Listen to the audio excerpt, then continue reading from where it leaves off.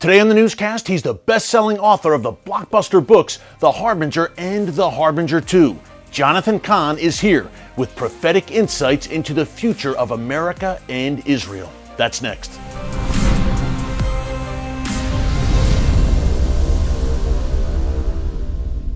Hey folks, Eric Stakelbeck here. Welcome to the Watchman Newscast. I'll be in Israel over the next several days, bringing you on-the-ground breaking news content that you will not want to miss right here on the Watchman Newscast. So be sure to keep it here all week, starting tomorrow from Israel.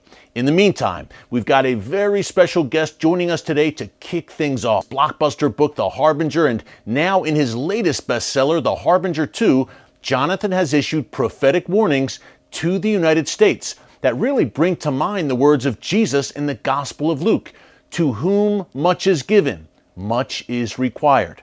Now, America has been blessed more than any nation in the history of the world, but in the process, it has moved further and further away from God. Ancient Israel followed that same dangerous template and suffered greatly as a result. So, can America avoid that same fate? Will revival come to this land? And what about the future of Israel?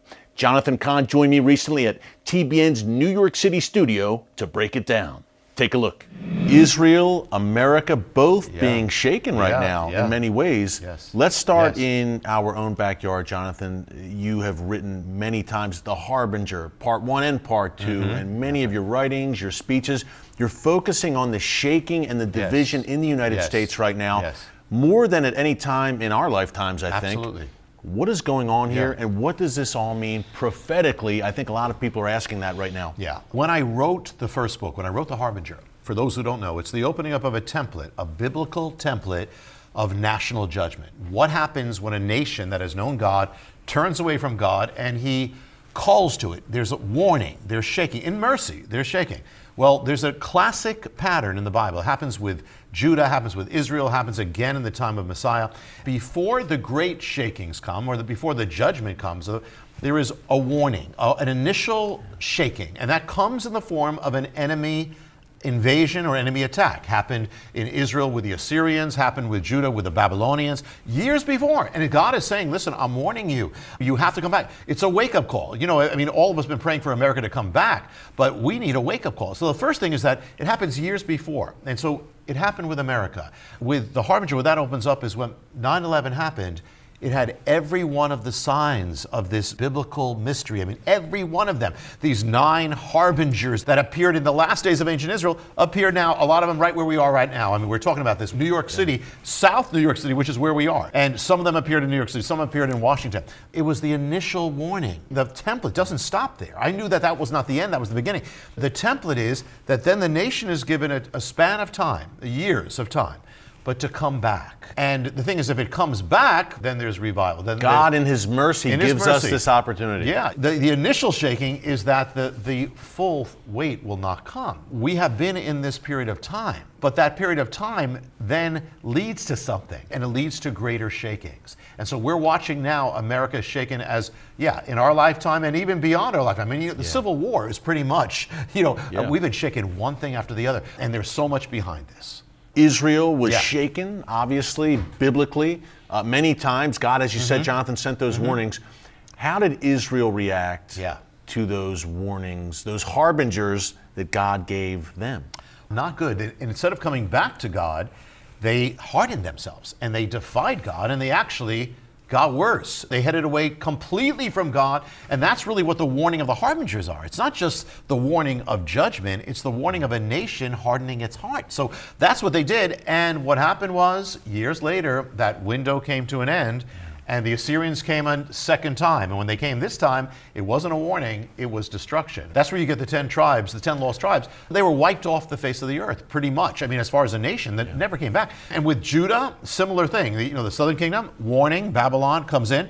Years later, they, instead of turning to God, they turn away from God, get worse, and the judgment comes. They return. So that is the danger of where we are. Yeah, we have this template, Jonathan, as you just laid out. Ancient Israel did not turn back to the Lord. 9/11 really opened the floodgates in many ways, I guess you could say, for judgment. It's been 20 years now. Yes. How about Yeah. America? What has Yeah. happened to America since 9/11? Have we gotten the wake-up call? Can you compare now and then? I think that's why I was supposed to write that book. I mean, because it's a warning. Released in 2012, by the way. 2012. Part 1, Yes. blockbuster worldwide bestseller. Yeah, and I always knew there was going to be a sequel, but I could never write it until the Lord really said it. I didn't know that on the day after 9/11, Tom Daschle in the United States Capitol actually proclaims the verse of the Harbinger, that is the verse of pronouncing judgment on a nation and linking the attack with the beginning of judgment. He has no idea what he's doing, but this was America's response. Now, he repeats this Isaiah 9:10. That's the son of the Harbinger, where the people, they get the strike. Instead of coming back, they say, no, we're going to come back stronger without God. Well, basically, he says that, and he doesn't know what he's saying.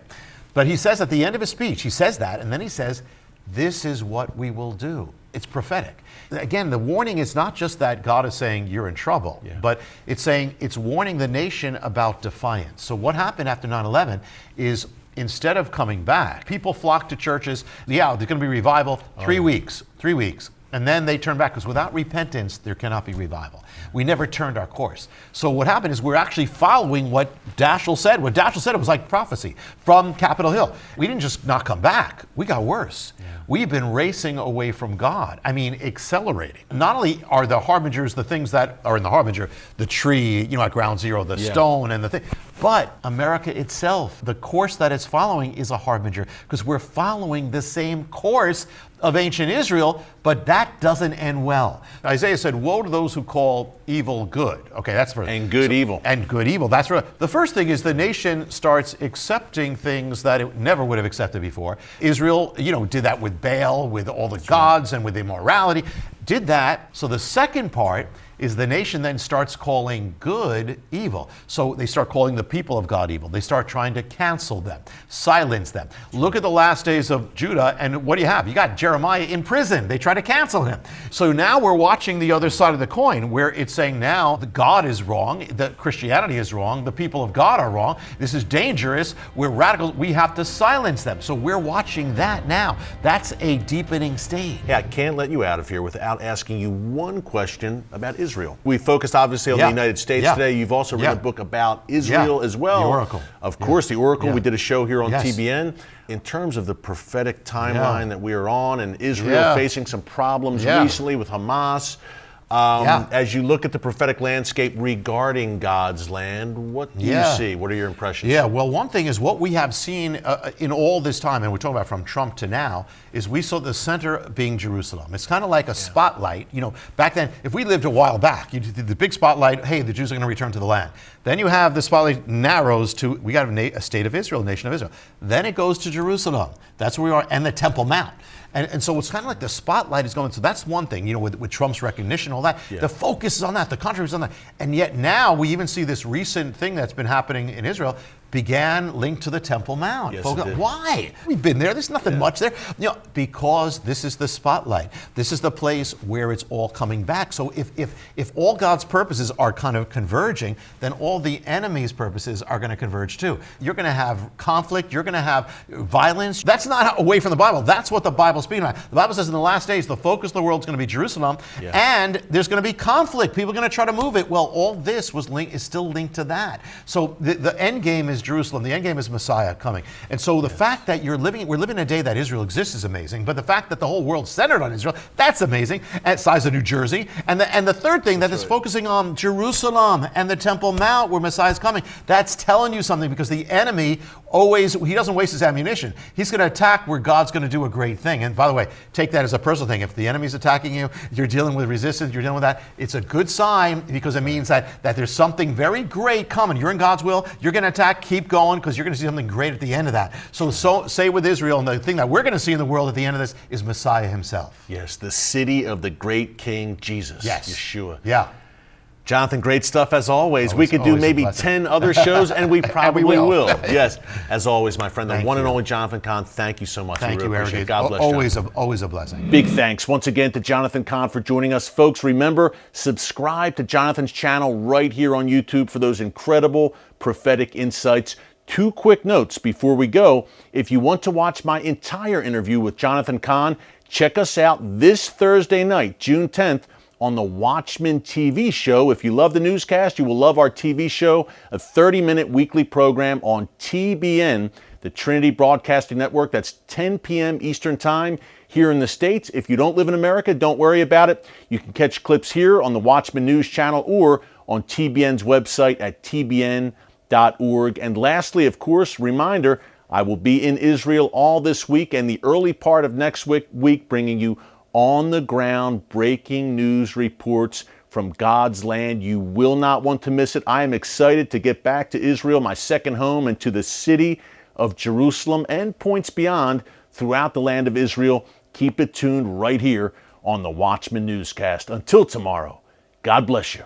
And remember, never hold your peace.